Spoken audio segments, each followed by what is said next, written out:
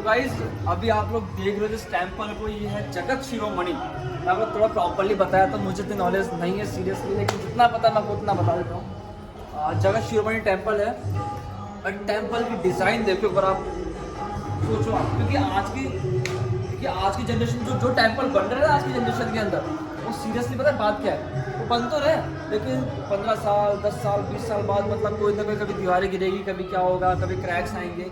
लेकिन यहाँ पर ऐसा कुछ नहीं होने वाला। क्यों बताता, कितने साल पुराना टेम्पल है, 414 साल।